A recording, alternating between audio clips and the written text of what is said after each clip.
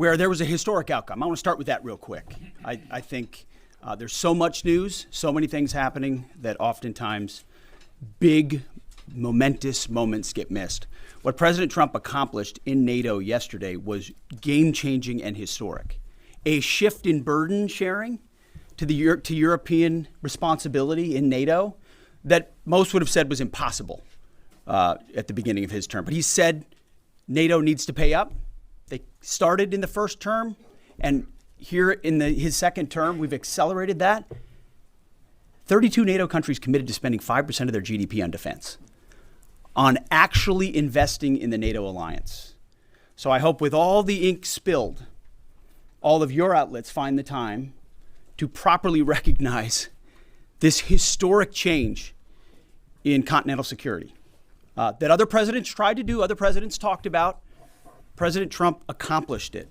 It's a huge deal. You see, we're here this morning because in hunting for scandals all the time, in trying to find wedges and spin stories, this press corps and the press corps miss historic moments. Or bring us to the topic of the moment, the highly successful strikes in Iran. Let me read the bottom line here. President Trump directed the most complex and secretive military operation in history, and it was a resounding success, resulting in a ceasefire agreement and the end of the 12-day war. There's been a lot of discussion about what happened and what didn't happen. Step back for a second. Because of decisive military action, President Trump created the conditions to end the war, decimating, choose your word, obliterating, destroying Iran's nuclear capabilities. I want to read some of the assessments that have been provided, because whether it's fake news, CNN, MSNBC, or the New York Times, there's been fawning coverage of a preliminary assessment. I've had a chance to read it. Every outlet has breathlessly reported on a preliminary assessment from DIA. I'm looking at it right now. Again, it was preliminary, a day and a half after the actual strike, when it admits itself in writing that it requires weeks to accumulate the necessary data to make such an assessment. It's preliminary. It points out that it's not been coordinated with the intelligence community at all. There's low confidence in this particular report. It says in the report there are gaps in the information. It says in the report multiple linchpin assumptions are what this assessment, a linchpin assumption, you know what that is? That means your entire premise is predicated on a linchpin. If you're wrong, everything else is wrong.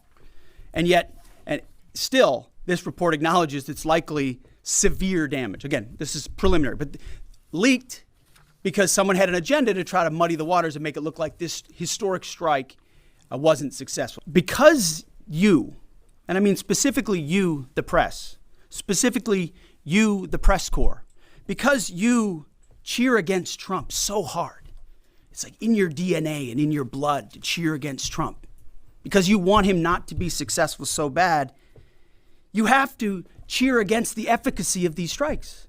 You have to hope maybe they weren't effective. Maybe the way the Trump administration has represented them isn't true. So let's take half-truths, spun information, leaked information, and then spin it. Spin it in every way we can to try to cause doubt and manipulate the public mind over whether or not our brave pilots were successful. There are so many aspects of what our brave men and women did that because of the hatred of this press corps are undermined because your people are trying to leak and spin that it wasn't successful. It's irresponsible. And folks in this room are privy to that information because of the proximity here in the Pentagon. It's an important responsibility.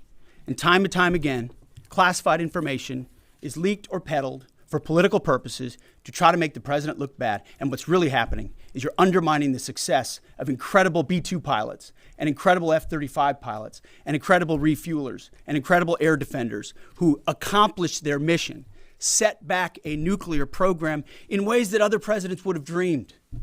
General, on Sunday you said final battle damage will take some time. And you also said, I think BDA is still pending, and it would be way too early for me to comment on what may or may not still be there at the nuclear facility. That was just over 3 days ago. So what has changed? Would you use the term obliterated as well? Sure, like I said, we don't do BDA. I'll refer that to the intelligence community, and You're talking with them. I mean, what changed in the past 3 days that make you so, sir, I think Sir. I mean, I think I explained what changed. There was a great deal of irresponsible reporting based on leaks, preliminary information in low confidence. Again, when someone leaks something, they do it with an agenda. And when you leak a portion of an intelligence assessment, but just a little portion, just the little portion that makes it seem like maybe the strike wasn't effective, then you start a news cycle, whether it's the Washington Post or Fox News or CNN or MSNBC, you start a news cycle that starts to call into question the efficacy. No, that's why. Anybody who's ever read a Battalion S2 report after a fight knows that it's usually, the initial report is usually wrong, sometimes grossly so. Has what happened in this incident caused you all to sort of rethink the intelligence process, if the process itself doesn't require any more adjustment? Well, I can tell you what the chairman told me in the Situation Room and reminded us all, which is alongside what you just said, sir, is that the first reports are almost always wrong. They're almost always incomplete, right? You anything, whether it's a squad level operation or a strategic level operation, the initial reflections you get are coming at you at a high rate of speed from a lot of different sources. So your job is to step back and assess them. Yes, right there. Sir, thank you, Mr. Secretary. Iran has recognized that their nuclear program was indeed severely damaged, but they also said that the U.S. strikes only strengthened their ability and their determination to complete their nuclear program. How do you respond to that, sir? Is that a provocation from Iran? Well, I would say Iran's going to have to say a lot of things right now in order to bolster their image, especially internally. You know, in the media, there's a lot of things they'll say for domestic consumption. But we're watching very closely what they do. Again, that's the intel community. Our job as the chairman, the chairman laid it out so beautifully. Our job is to be prepared. And how proud are you? How proud am I?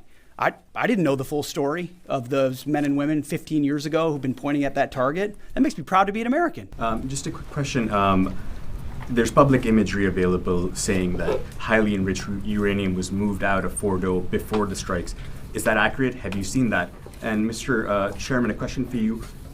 Have you been pressured to change your assessment or give a more rosy intelligence assessment to us by any political factors, whether it's the president or the secretary? And if you were, would you do that? Yeah, well, that one's easy. No, no, I have not, and no, I would not. My job as the chairman is to offer a range of options to the president and the National Command Authority to deliver the risks associated with each of those, and then take the orders of the National Command Authority and go execute them. I've never been pressured by the president or the secretary to do anything other than tell them exactly what I'm thinking, and that's exactly what I've done. And the highly enriched uranium? There's nothing that I've seen that suggests that we didn't hit exactly what we wanted to hit in those locations. That's not the question, though. It's about highly enriched uranium. Do you have certainty that all the highly enriched uranium was inside the Fordo mountain, or some of it, because there were satellite photos that showed more than a dozen trucks there 2 days in advance? Are you certain none of that highly enriched uranium was moved? Of course, we're watching every single aspect, but Jennifer, you've been about the worst, the one who misrepresents the most intentionally. What the president says. I'm familiar. Report about the ventilation shafts on Saturday night, and in fact, I was the first to describe the B-2 bombers, the refueling, the entire mission with great accuracy. So I take issue with that. I appreciate you acknowledging that this was the first the most successful mission based on operational security that this department has done since you've been here, and I appreciate that. So Absolutely. we're looking at all aspects of intelligence and making sure we have a sense of what was where. So why not acknowledge the female pilots that also participated in this mission? The early messages that you sent out only congratulated the boys. So when I say something like our boys and bombers, see, this is the kind of thing the press does, right? Of course, the chairman mentioned a female bomber pilot. That's fantastic. She's fantastic. She's a hero. I want more female bomber pilots. I hope the men and women of our country sign up to do such brave and audacious things.